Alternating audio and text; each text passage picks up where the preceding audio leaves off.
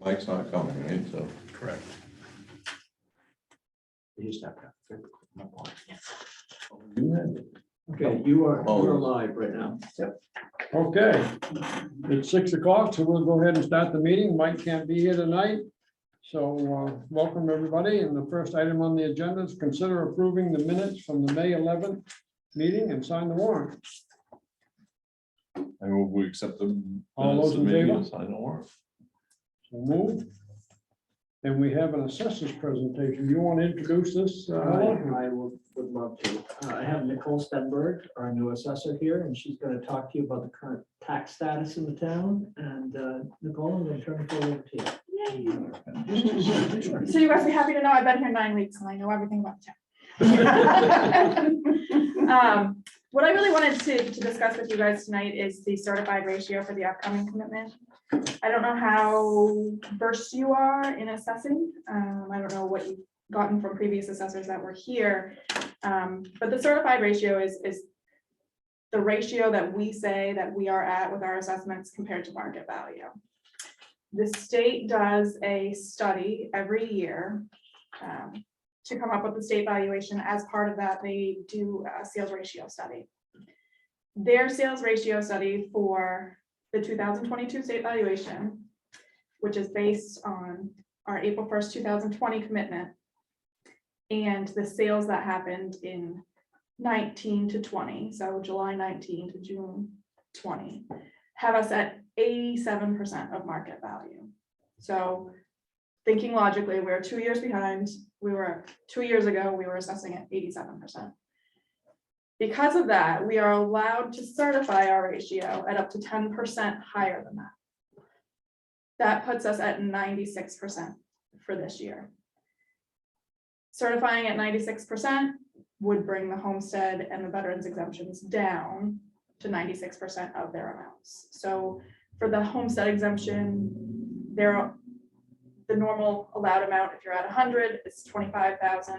We would only be at 24,000 for that exemption, which is about, give or take, a $17 increase, depending upon what our mill rate ends up being this year, $16.40 to $17, something like that. And the veterans exemption comes down $240, so that's about a $4 increase on those tax bills.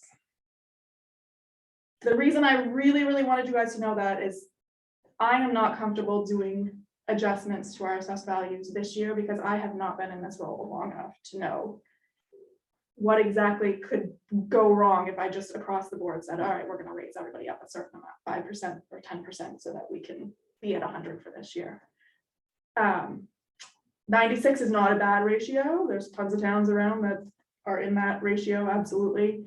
But it is something that we have to think about. This is 2-year-old sales data. So next year, when they come in with their sales, state valuation and their new sales ratio study, we're going to be probably closer to 77 to 80%.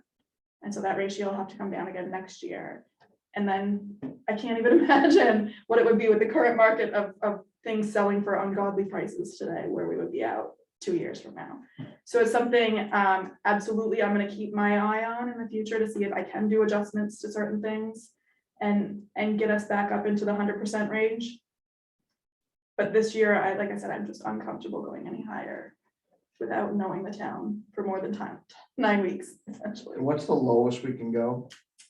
Isn't there a bottom line that we have to maintain? So assessing standards say we have to maintain 70%. That said, the penalty for being below that is not. You lose reimbursements. That's what you lose from the state.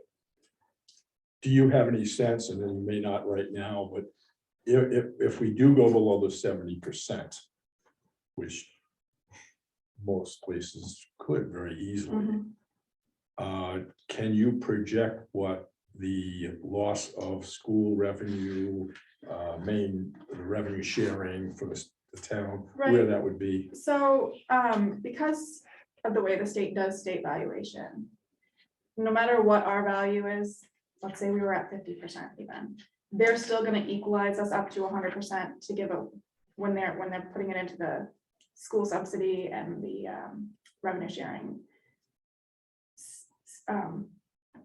formula.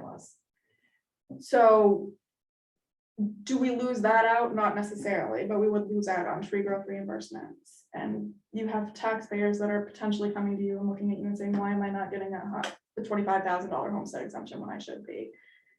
If it's 24,000, I mean, would people complain? I absolutely think that I will get phone calls at this, but they don't feel like they're really losing out. If it goes lower and lower and lower, they feel like they're losing out, even though in reality, if we brought all the assessments up, the mill rate would change and they're not really losing out on the money.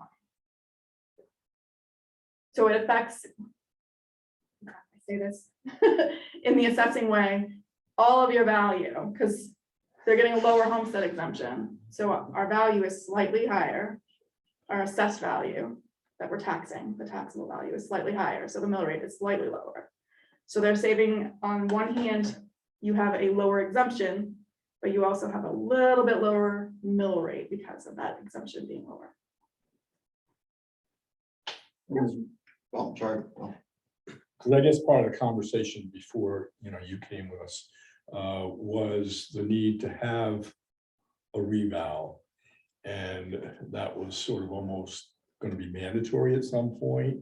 And how much money do we have to put aside to do that? So I guess the question still is, at what point do we have to, if we do? Mm-hmm. And if we don't do a revow, do we just continue, as you're saying, with the homestead exemption? That's the only drawback? Because we were sort of led to believe, I think, that our main revenue sharing and the school funding would all be affected negatively by not being at that certain level. Right, at one point, if you let yourself drop, you're below the assessing standards. Now, the assessing standards say that you have to be above 70% and that you have to have a quality rating below 20. So the quality rating, what the quality rating really means is that your assessments are close to the median. So there's not a ton of outliers just everywhere. Not that one person is at 30% of market value, one person's at 140% of market value, like that you're close to your median of market value, your median ratio. Those are the standards. They're set in statute. It says you have to be here. I think a town should stay within those. I think a revaluation is absolutely warranted when you're without those, because you're being unfair to your taxpayers. You're not equal to them.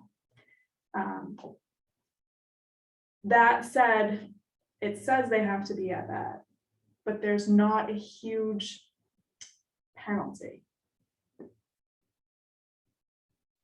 for not being there. And it's extremely hard to project what the market's gonna look like Absolutely. And I in want 12 months. to say I didn't bring up the R word, you did. But we have that talk. Yeah, we were spending a lot of time. I didn't bring it up. I'm not sitting here yelling and screaming that you need a revow. The thing I was discussing with Ella this morning is the further and further you get out from your last full revaluation where you've had a full inventory of your town, you get more and more discrepancies in what is actually on the ground there. So some of these properties probably haven't been visited much or at all since the mid-90s. And whether or not they've been taken care of or not taken care of can affect their value. So if someone has not been taking care of it, we could have a situation where we're already over assessing it. And those things happen, and not having a good inventory on top of falling below on your ratio and your quality rating are really the reasons for a revow. Are there other things that can be done? There absolutely are. From a perspective of putting things into the system and how the system works, we can adjust the building schedules that are in the system that are used to figure out what the value is for the assessed value. So there's for every bathroom, there's a certain amount that it adds, and for every fireplace, there's a certain amount that it adds, and these kinds of things. And for a two-story home, what's the difference between a one-story and a two-story home, and that kind of stuff. So there's all these things that go into this computer system, and we can do some adjustments on those. But if we don't have the good inventory and it's been a long time since we've had a full inventory of the town, then that can cause problems too, because you're just increasing something that may be wrong. Judy said something, I think, about a new commercial building. Say it's cost $5 million, that she couldn't value it at 5 million because of the Right, so, schedule you have to go by. right, so So we're even a using, new building just built this year is not valued where it should be. well, that's correct. So, when you look at it, a new home that is the same square footage as a home that was built 20 years ago. Otherwise being the same, the one 20 years ago is gonna be valued a little bit less because there's more depreciation on it. But the schedules themselves are still the same, so it's still the same amount per square foot going into it. That is how we compute it, because in reality, how much less is that 20-year-old home gonna sell than the brand new one? And we have to be treating them the same. So I can't say that just because you built your home this year, you're gonna be at 100% of market value, because that's what it costs to make it. That's what we know what the sale price was, right? When they sold it to the first person.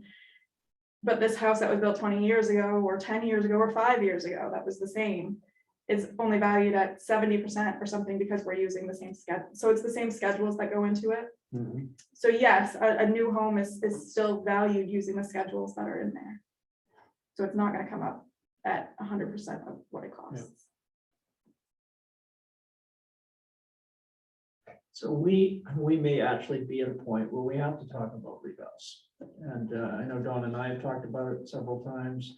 And I've talked with Nicole about it. So I think that we need to at least start breaking that ice and looking at possibly putting some money ahead. I know that a little bit of research was done, and it could cost upwards of $500,000 for us to do it. One thing that Nicole mentioned to me is they don't need their money up front because they can't do it in one shot. So I think that that we need to think about it. But we really wouldn't want to do it in this market that we have today, would we, knowing that, I mean, it can't last like it is. I wouldn't think in a way, but She gave me a real good explanation of what goes on. Nicole, you want to talk about that? Yeah, you know, I think we might be at the top of the bubble right now, but I don't have my crystal ball, so I don't know for sure. No one knows for sure what's gonna happen, but logically, this seems unsustainable at the level we're at. We saw it in 2008 when we went up, and there was a bit of a bubble, and it went back down slightly, but never back down to where you thought it should have been. It came down, it leveled out, and then back up again. And so we see that a lot, that it slows down quite a bit after a bubble burst, and there's a certain correction of it, but never back down to what we were at before. I remember back during that thing, there was people that were trying to sell a house that they just spent $400,000 for and just couldn't even get what they had the mortgage for. Yeah. Yeah, the thing I will say about a reval, if we came up with however much money it would cost tomorrow, somebody granted it to us, and we went out for bid, we probably couldn't get someone to finish one for us in the next 2 years anyway. Is that right? Is that because a lot of people are doing it?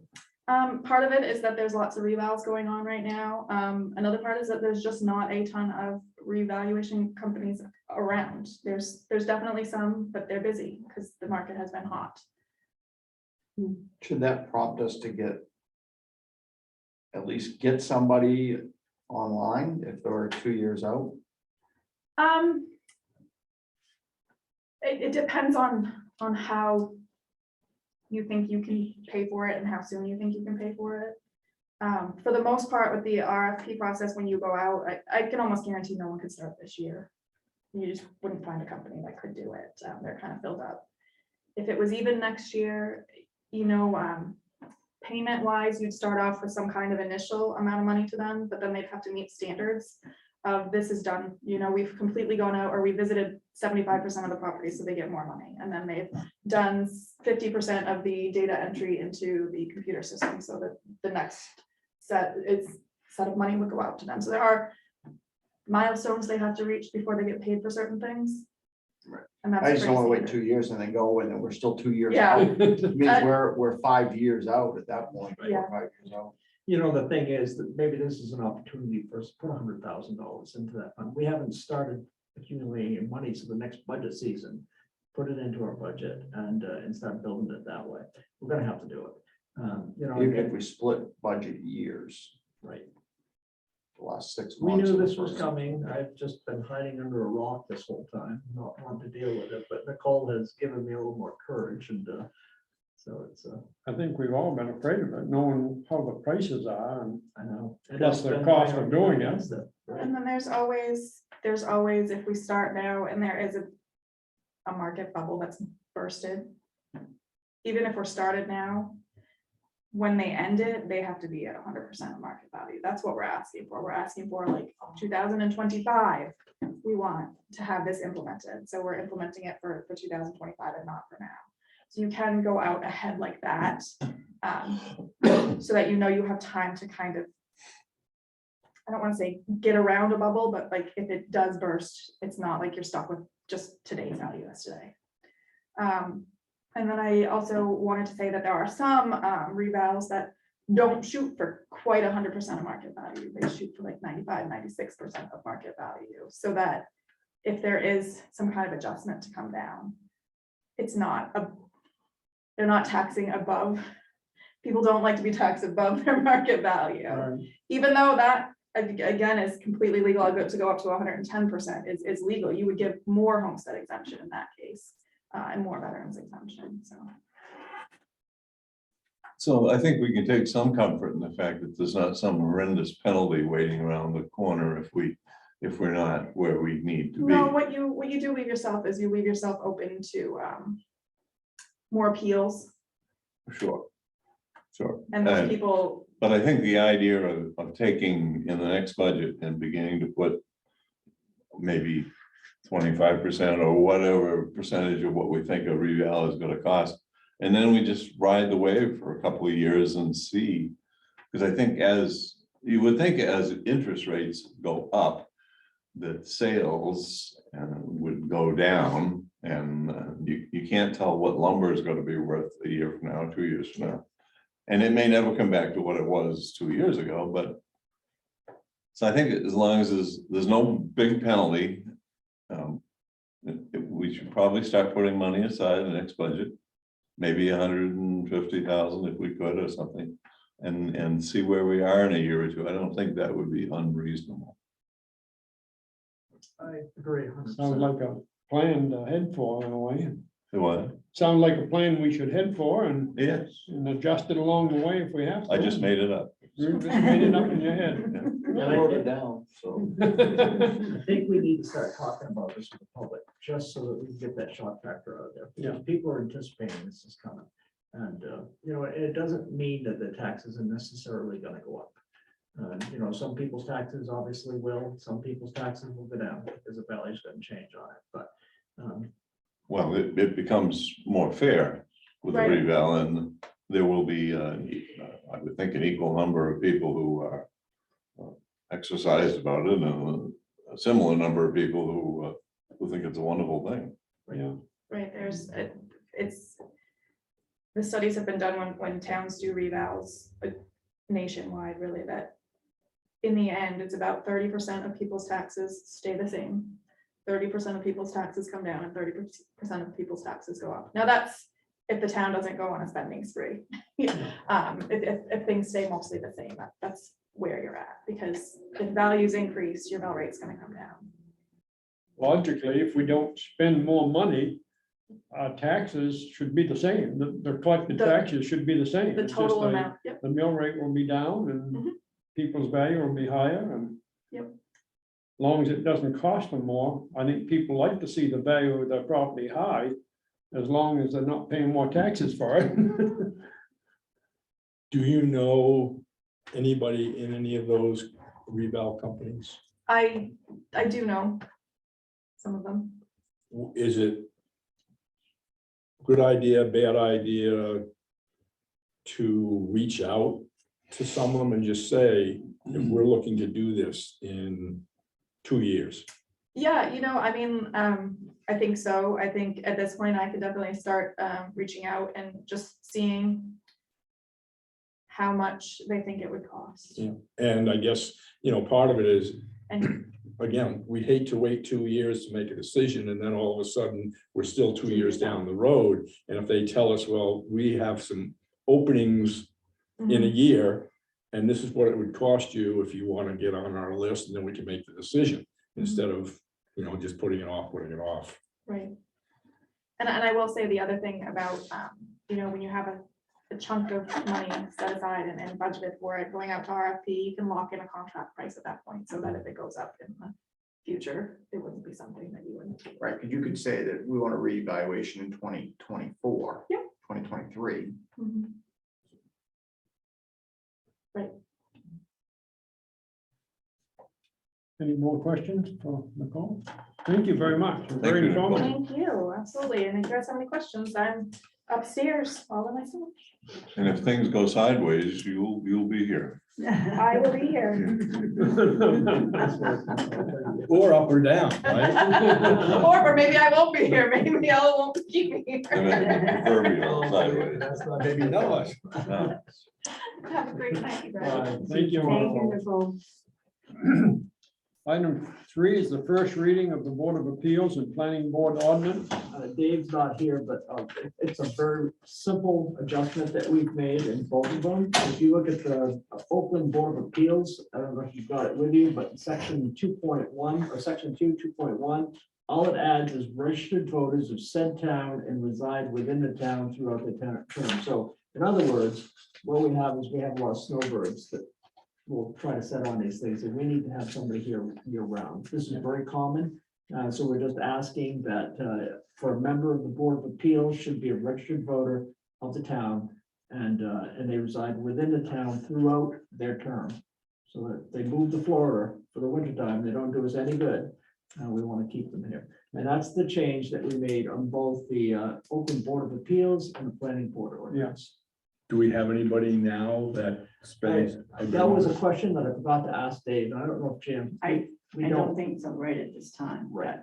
There has been in the I think there past. was gonna be a change of some membership maybe, and just wanted to make sure that the members that he does get, that they're going to be here year round. And not to be picky, but what does year round mean? If they're in Florida for a month, That's not a problem. It's when they're living down there all winter long. 2 months? I would say closer to 3 to 4. If somebody goes down for a month for a vacation, it's not gonna kill the deal. As long as they reside up here in the town of Oakland. And, Well, the state says to reside, you're here 1 day more than 6 months. yeah, well, that And- That would be a Yeah. problem for Dave. would be a problem. And I don't mind, I didn't, Well, do we want to consider changing saying that and it adding just that. must actually reside here for 10 out of the 12, whatever. Yeah. I just don't know if somebody said, well, I'm going for 4 months and I still reside in Maine and Would you list that into the definitions? I think Good. so. Instead of changing the whole wording, you can Yeah. just put You it can as, put it add as- as a definition. That's a good idea. Yeah. Good catch on that, Don. I appreciate that. So those are the only 2 places. in the- That's it. just That's correct. policy. So we can make that change and add a definition down there. Residence is 10 out of 12 months. I'll talk to Dave Savage about that and where he feels comfortable. And I'll send an email out to everybody and let them know what he says so that and we can make that change and still make this the first reading and then have the second reading in June. Mhm. Oh, good catch. Thank you. Do we have a motion on making this our first reading? Make a motion, we accept it as written with the, With the change, change. recommended change. All those in favor? Thank you. Thank you. Renewal of American Legion's liquor license and special amusement license. So what you're gonna do this time, they have decided to do the renewal of their actual liquor license at the June 22nd meeting. So the only thing that they're asking for right now is a signature and approval. They're requesting their outdoor catering so that they can participate at Oak Fest. So it's strictly not the renewal. Their renewal for the liquor license doesn't actually happen until July. Okay, so this is strictly for catering. And checking the police logs, there's been 3 calls up there. One was for loud music, the other one was an EMS call, and then had a suspicious activity that was unfounded, so they're not any problem.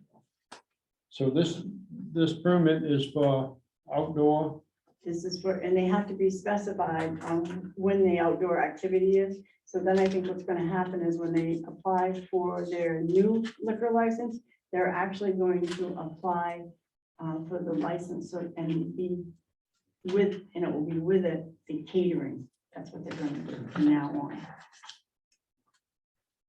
do we have a motion on granting this permit? We do. Do we have a second? All those in favor? Thank you. And signing of the RSU 18 warrant, and that's pretty near done, yeah, in just a second or two. Sorry. Dawn is going through the file pretty fast there. To sign the Kennebec County Hazard Mitigation Plan Resolution. So we talked about this, 3 or 4 meetings ago. I've got a copy of the mitigation plan. It's on a thumb drive. It's 159 pages long, so I didn't print you all off a copy of that, but we do have a copy of it at the fire station. If you need to go through it, it's the same thing. Dave's very familiar with these things. They need to have a copy of this resolution on file that we accepted it. And if you feel comfortable signing it without reading the 159 page resolution, then please do. Do we have the audio book version? No, we don't. I can read it to you, Don. Can you put it on tape when you do it? I'm not sure which one of us would be asleep first. Okay, we have the resolution. Do we have a motion that we want to sign this? I'll second it. Mitigation plan. All those in favor? I'm sorry, who seconded? Oh, Sure. Sure, yes, I do. thank you. And I do have one more item agenda. You got an email today. from Just Don one Poole. second while we sign this thing here, please. So that we can pay attention. Don't distract them. We're so poor, we can hardly pay attention.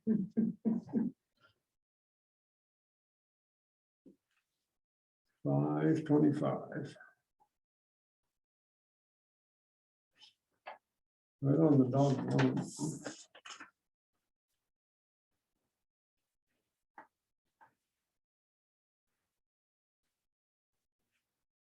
Dana, do you have the warrant down there also? What's that? You have the warrant down? Oh, you've got the warrant. Thank you.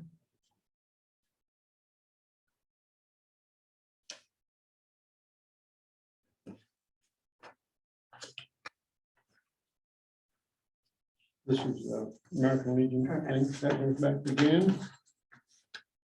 So this is the kind of for you, Ben. Sure, feel free.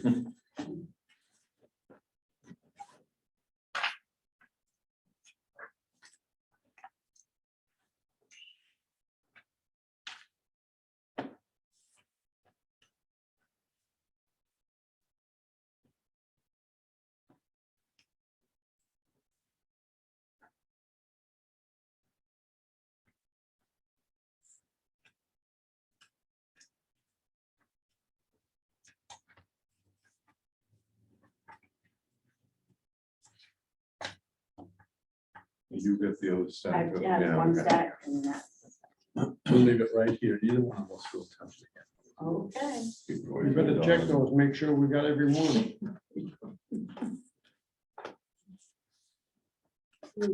I'll pass it all down. to David. So it's out of our hands. They're not- He's pretty responsible. We won't be blamed. Okay, Ella has one more item, for the agenda. Yeah, today you got a copy of the email from Don Fluid. He's letting us know that the property is going to expire with its contract. I'm going to make a recommendation that we take a break on that for 6 months or so before we end up re-upping this contract with them. And the reason is because of all the commotion. And I think it's just a good idea just to let it settle. There's people up there upset that we're selling the land, let them settle down a little bit and we'll take it off the market for a bit. Anybody have any questions? No? In his response, or maybe it was one of your comments, that the price has been reduced once. What was the last We price? went from $950 to $850 at his recommendation. And when does the contract end? It ends the end of this month of June. End of June. Yeah. I noticed a nice new big sign up. It's just causing too much. Now, if in fact somebody makes an offer in the meantime, And he's still up to 6 months, he still gets the commission on it. so if somebody inquires with us, do we tell them that they would have to go see him? No, we can sell it, we just let him know that, we're selling it, and he's gonna get his commission on it. We can do whatever pricing we want at that point. We can do He would whatever just we get want. whatever the percentage is. It's unfortunate that peak time of people being around and looking. Yeah. That we're not But advertising it. they just don't want more homes on that lake, and it's causing all kinds of heartburn, so. Just let things settle down and then revisit it again.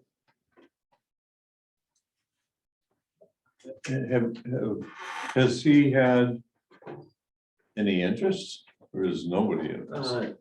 Well, we had one landowner who lives down there, who's your neighbor, who's interested in purchasing a chunk of land to put a roadway in, the dentist. And Really? that was chopping it up, and we didn't bring it to the council because it was just, it's like a little longer. And then we had another person who inquired about it, but talked to somebody on the lake and backed away from it. So those are the only people that we've had. that have been interested in the property. So you think that, you think that taking it off the market will calm down any, and when we put it back on the market, if we do, the won't all start up I gotta go in again? there. I mean, we separated 4 acres off them, those 2 wet ponds. We've got to get those back up and going. And, there's a lot of brush. We want to get that all healthy, so the DEP's happy with it. So we want to get that taken care of. We want to get it spruced up so it looks good. And I think that I pushed it too fast. I think we just need to back it off a little bit. Okay. Fine. Is that a motion? I move that we, No one's got I another question move for that us? Don speak. First, I know their public works people are chugging along on a lot of projects. What do you anticipate for them to? They're going up there right as soon as they get this one done. So the gymnasium equipment that's been ordered is not gonna be here until August 12th, projected date, and that gives us some breathing room. So once they're done with this project, they're gonna go and move up to the transfer station, and they're gonna work up there. We've got an area on the landfill that needs a little bit of TLC, and we've got to rejuvenate those wet ponds. We still don't know what those wet ponds are for. We have no literature on those whatsoever, other than the fact that, it's causing some heartburn. So we're gonna bring that back to life. And we have no records. The DEP has no records. We don't know if those ponds were there because of the landfill that was being capped. We don't know if it's just because of storm water that was running off from the transfer station road. We don't know anything about it. We have no records of them. They've been there for a while, but so we're gonna go in there. We're gonna cut the brush out on that 4 out, because all it is brush. There's no big wood in there. We're gonna cut it all out. We're gonna reline the wet ponds. There's a culvert that goes across the road from the transfer station that's rotted out and it's got some leakage, so we're gonna fix that. So there's a lot of work that needs to be taken care of, and it's out of sight, out of mind. I mean, I stumbled across it back 6 years ago. Boy, didn't know they were there until 2 years ago. We had no idea that these things are tucked down in the woods, and you can't really see them from the road now. And so we're gonna fix all that.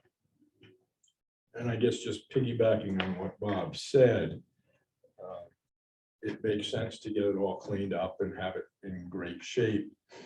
And maybe the intent is that once it's back in great shape, we relist it. That's exactly what my plan And if is. it's in 2 months, then we relist it in 2 months. We could do that. We could give it a break. I want to make it right. I don't want any more questions over what those things are about. So, At some point, somebody would have created those. Have we done any particular research with Boyd has been working on former this. town managers to see if it was done? in their No, town? actually, I Jeff never, Higgins, maybe? well, we did talk to Jeff. Jeff Hall, I mean, he's been here for 40 years. This was all done before their time. It looks like it was done before the landfill was capped. So, it could have been something to do with an uncapped landfill. We don't know that, but it's just the fact that they're there. And they've got, have you ever been down in there with them? Not down in there. no. Yeah, I mean, they got the pipe coming out of the ground for the flow and all that stuff. I mean, all the infrastructure's there for it. We just gotta fix it. Is it possible that maybe we ought to just Get rid of them. let the water go? I don't think the DEP is gonna let us do that, because they're involved in this conversation now. That'd And, be interesting to know. I guess I'd like to know from, DEP, what purpose do they serve? we don't know. No, ask the DEP, you Yeah. want us to keep them, well, what Right. purpose do they serve? Right. Why keep Well, I something? mean, a wet pond, a dry pond, I can't remember which one they are. They're a filtering system. Mhm. So if you got any contaminants that's going down over that bank, those ponds are supposed to catch that and it filters it out. That's when they have the phosphorus problems over on East Pond. They had filtering ponds over there and they're green because of phosphorus. Now, we're not filtering out phosphorus, obviously, but that's what they are. And when you see those kind of ponds, they're filtrations. You think if Just you, widening ponds for flow, like up at First Park, there's all over the place up there. Those are for fire protection, right? Not No, those ones at First Park for fire protection? no, they're for drainage to go into Oh. to slowly seep out and so I that see. the And that could be. the what these are sediments for, and too. stuff like that, rather than run off, they slowly settle out and then the water slowly leaks away. Right, it'd be good to monitor those to see if they ever get wet, because they're all they do dry. get wet. One of them's got water in it, probably 2 feet of water in the bottom of it. So it'll give us another sampling system too, Mhm. because you can sample the water, and test it for contaminants and like we do for the wells that are all over the place up there. So it's just, Boyd and I beat this up pretty hard and we've decided that the best thing is to reactivate them. They were there for a purpose. Maybe the documentation got lost at DEP because they made a big change and location change and stuff was put away and, they may come across the paperwork on it at some point in time. It's not gonna take a lot of effort, very little money for us to reconstitute these things. I mean, we've got the manpower, summertime, they're not plowing snow, so we can put them up there with brush cutters and clean that mess all out and just fix the culverts. We've been working with Seven Lakes Alliance on a grant for that culvert that goes across the road, so we're gonna get that taken care of, $351 grant.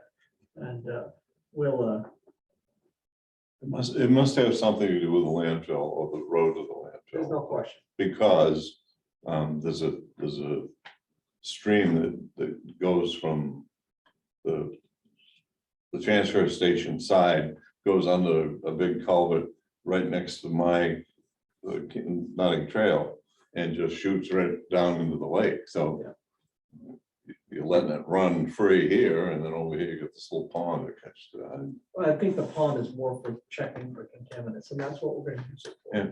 Okay.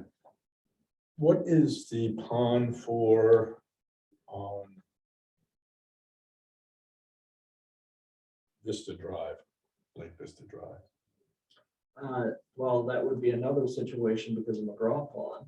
I mean, it's such a hill up there. that- Well, I was just, Yeah, but it may be the exact same purpose as that It one. very It's well may be. basically you catch the water, so it doesn't run off and bring all the phosphorus into the lake.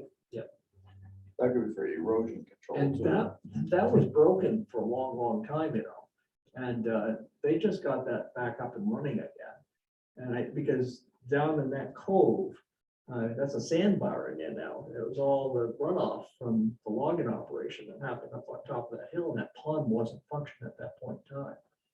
And so that caused some grief from the McGraw Pond. So what is the status with the whole discussion about McGraw Pond? Because if we're not doing it because of that fight, what's the status of the fight? We don't know. I mean, they sent stuff to us, we got it. We reviewed it and that's where it's signed. They've got some proving to do. So the DEP is aware of what you're doing in these ponds. Yep, they've Keeping been them up up there. to We have date. them I up would there. think that would be a good thing to do, and about 3 weeks ago, they went up with Boyd and Yeah. Jeff Hall and Dylan, and they toured everything, and they looked at it, and they said, yeah.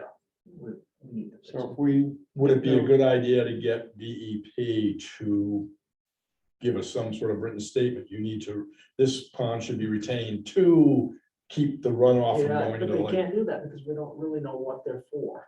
Well, why, I guess the question would be to them, why do you want us to repair this? What's our purpose? We're repairing it partially for our own selfish purposes. And one of them is somebody's going to get down there and look at that. They're going to see these things. They're going to know what they are. We retain 4 acres of land around them so that we can bring them back to life and we can let them know what we're using them for. And so that's the, I would just hope that DEP would say, yeah, you really should do this because. And then we can go back and and. they may have said that to Boyd. Yeah. Boyd may not have relayed that to Because me. then we can go back and say, we did, DEP said this is the purpose of it, and that's what we. We've got some marching orders from them. I mean, they were up there and they looked things over. We know in some areas, I mean, we've got a blowout on one side and we gotta fix that. And, so, and that's all, that's the next project that we got going on. I think But you- anywhere where we got these culverts with a lot of water, a quieting pond like that is a good idea, even if it's not right next to a pond. Right. I can show you a place on my property where all the ditching and everything that went on up around Hussey Hill and Oak Street used to come down into the woods and through this granite culvert, come down across the old Holbrook Road and run into Red Brook. And over the years, that water has come so much faster now. Everybody ditches. You don't want any water sitting around, so you ditch, bigger and deeper and faster. And so that water over the years lately, since I can remember, quite a while ago, but has washed that road completely out, which used to be a road that went from Oak Street down on the Fairfield Street and up towards where Colby is. And that was Holbrook Road. And that's where the driveway is directly across from Rice Rips Road. And that goes out and comes up by Toffee Brickets up on Oak Street. And that used to be a road, and the first pole down on Rice Rips, there used to be a barrel in the ditch there because there's water there, a spring, and you could water your horses there. If you was going into town from that road. horse and carriage? No, I didn't happen to have one, but I know I saw the barrel there when I was a kid though, out there building fence. So I mean, and that is completely gone now, because I used to be able to drive my tractor up and turn around on the railroad tracks and come back through there. Now a mountain goat couldn't get through there, just the big rocks, that's all that's left. And it's due to the water coming so much faster. Right. After all the ditching that's been done. So anywhere where there's places that this water runs into a lake, it's a good idea to have a quieting pond like that. And that could be what it is. And I know the Belgrade Lakes Group, they put on a presentation a few years back and showed how you could build one of these on near your driveway and stuff to have if the ditch on your driveway runs down and runs fast into the pond, you build a little area for it to fill up during the rain, and then it slowly leaks into the pond and doesn't wash all the phosphorus and sand and everything in. So I think it's a good idea to renew them. You need a motion or anything from us to do it? No, You're all no, set? well, I will take a motion to pull the property off the market after it expires, and then we'll. put it Wait back on. until appropriate time, to put it back on? Do we have a motion like that? Sure. I'll second it. All those in favor? Anything else from you, Ella? That's all I have. Do you have anything, Dave? I do not. Bob? No, Patrick? All set? I make a motion to adjourn. I second that. All those in favor? Stand up. Thank you, gentlemen.